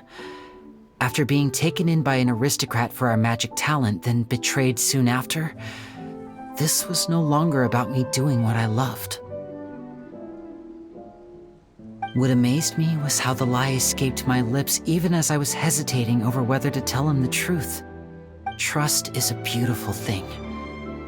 Sadly, I'd forgotten how to trust by then. Lyney. Still worried about the way I feel? You really are a gentle soul, aren't you? But don't worry, I'm used to it now. From the mansions of the elite to the house of the hearth, lies and selfishness have followed me and Lynette everywhere we go. After Caesar went on tour, we became busy with our missions. The next we heard of him was that he'd fallen to his death, and was now declared to be the Phantom Weasel. That night, I remembered his smile. But as I lay there, I didn't know what to say to him. To keep secrets is to put up walls. The longer you keep them up, the less you let people in. Then, one day, you look around and realize your life is like an empty auditorium after a show, full of seats once occupied by all the people who left. But I guess that's the price we have to pay. You only realize how much someone really meant to you when you lose them completely. That's why I was so confident this would hurt Gemma. Because I felt it for myself. Yeah, cheer up, Lyney. We've had to say our fair share of goodbyes during our journey, too. But whatever happens, Paimon always believes in what tomorrow brings. Delicious food, fun toys, and the Traveler by my side. Paimon just needs to focus on things like this, and all the unhappy stuff goes right out the window. You know, Traveler, doesn't that kind of make you Paimon's truth? Exactly. It's the same for me and Lynette. We are the truest thing each other has in the world, and nothing can replace that. Life has taken plenty from us, like it did from Gemma. But at least it left us with each other. That's what gave us the strength to get through the darkest days. That's why the darkness never consumed me and why it never will. Maybe we live in the shadows too, but we remember every precious ray of light that shines through. All right, time to lighten this conversation up a little. What did you think of the show tonight? Were you happy with it? It was amazing! Paimon just wishes we hadn't been so distracted with the Gemma situation. We spent most of our time in the Opera House just talking and pretty much missed the entire first half of the show. Lyney, could you do just one more trick for us? Whoa, that's a bit of a tall order, I'm afraid. The show's just finished, so my sleeves are decidedly card-free right now. Aw, come on! Surely you can think of something. The Lyney Paimon knows can do anything if he puts his mind to it. Oh, all right then. I'll give it a go, but only because it's you. Watch closely. I have a flower in my hand. You liar! There's nothing in your hand! We ain't going along with this! Huh? My goodness, you're right. But I could have sworn I brought one here with me. Okay, try this. Count down with me. 3, 2, 1. 3, 2, 1. Now, have another look around. Maybe the flowers appeared somewhere else. Really? Let's see.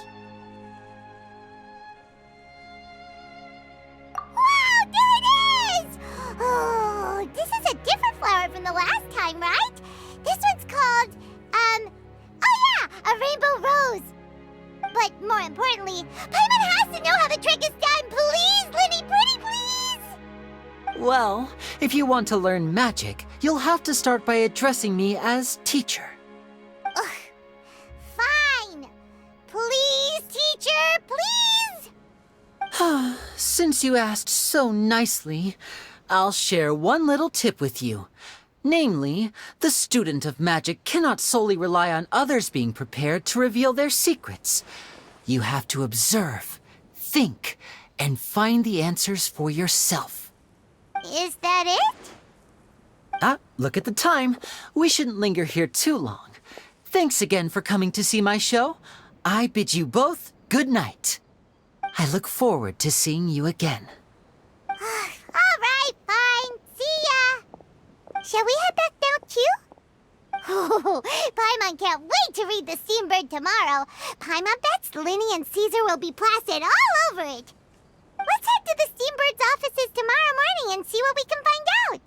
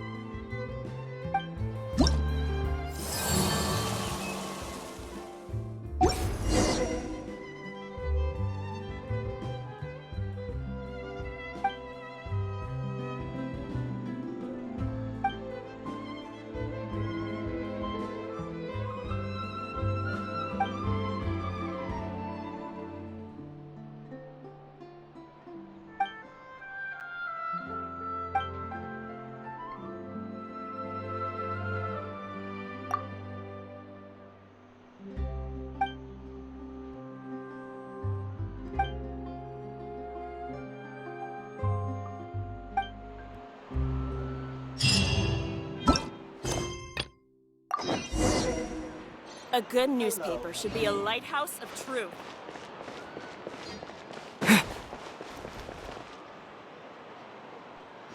I'm very sorry, Charlotte, but my sister and I are quite busy today.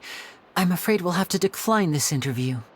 Oh, please, Lyney, I'll only take a moment of your time, if you would be so kind. Huh? What's happening here? I spent all night writing my piece about the Phantom Weasel, and it was going to go to print this morning. But just as dawn broke, I suddenly received news that Caesar's fiancée, Gemma, had contacted the guards and confessed to having been the real Phantom Weasel all along. That was quick. Hmm? Too late, bro. Hoo-hoo-hoo, that was quick, you say? It sounds like I've got some catching up to do. Please, fill me in. Whoops. Aha! My instincts did not lead me astray. You do have something to hide. Gemma turning herself in must have something to do with Lyney's performance last night. Maybe watching my high-altitude escape trick reminded her of a better time with Caesar, and she could no longer ignore the voice of her conscience. Huh. Okay, then.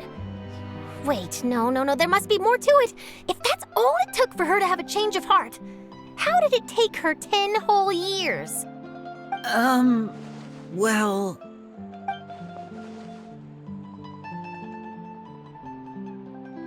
Oh, I remember now! You and Gemma were nowhere to be found after the show. What happened between you? Quickfire question! Where did you all go after the show? Oh, we went to the cemetery and Lyney did a private magic trick just for us. Actually, glad you mentioned it, because that reminds Paimon, guess what? Lyney started using rainbow roses in his tricks. What? I don't recall ever having received a rainbow rose from you myself. Is this supposed to mean that they're more important to you than your own sister? No, I just, What now? Oh, did Paimon say something wrong again? This is getting pretty awkward. What do we do, Traveler? Seems like this interview wasn't meant to be. Well, never mind. There's always next time. Forgive my persistence, but when there's explosive news waiting to be found, I can't turn away. The news about Gemma has already made waves, and I'll stop at nothing to get to the bottom of it all. Apparently, one of the things she said to the guards was that her final wish is to see Lorenzo one last time. There's clearly a web of complicated relationships there. Can't blame me for being curious. All right, I guess I'll leave you to continue the rest of your conversation in peace. Bye for now.